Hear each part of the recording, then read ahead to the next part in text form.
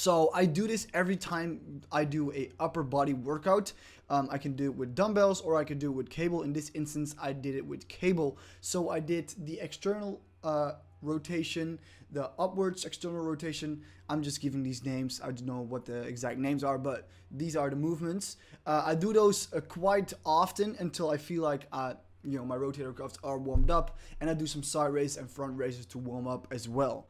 All right, so then we move on to the first exercise, and it's gonna be the side raises. I decided not to start with a compound movement this time because last time I did that, I really had some trouble and I really developed some pain in my shoulder. That was probably because I didn't warm up properly, so that's why I took the precaution right now to start with side raises. So side raises are fairly easy. You wanna pull through your elbows as well with your back. Obviously go to the side. Do not go higher than shoulder level. There's no need for that. To shoulder level is good to keep the tension on the muscle, and to go over that is kind of hitting something else and not really using the muscle we're trying to target, which is the middle side, the lateral head of the shoulder. 4 sets, 10 repetitions, and then that should give you a little bit of a pump as well to start off with, and everything should be nice and warmed up. Then we move on to the military presses, and obviously military presses are the compound movement we're going to do today. This hits your full shoulders.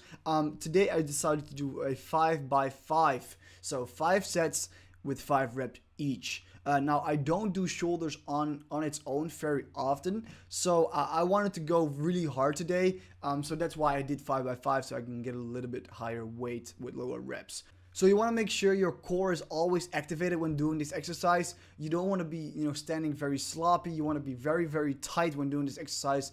As I said, you're lifting weight over your head, so that's obviously pretty dangerous if you don't do it correctly.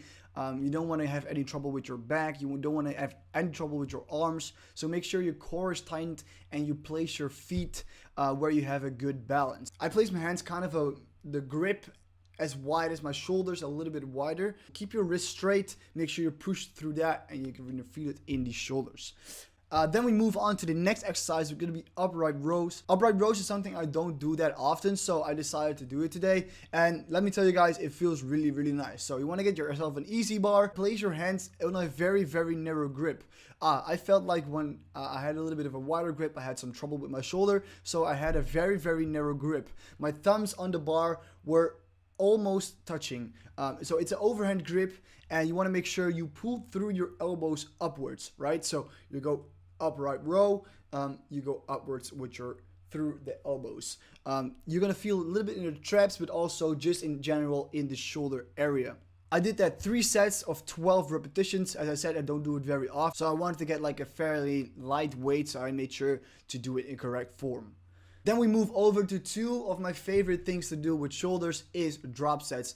Drop sets, I really like the burn of shoulders. A lot of people hate it. Some people love it, like me, because I really love to burn them out and basically kill them. I did a drop set of front raises with dumbbells, and I drop setted that 3 times. So I had 3 different dumbbells laying on the floor, 12 kilos, 8 kilos, and 6 kilos, I think it was. And I did 8 reps on each set of those. So you're gonna do back to back to back front raises, which is very, very painful. 8 reps per side, so you have 16 reps each weight.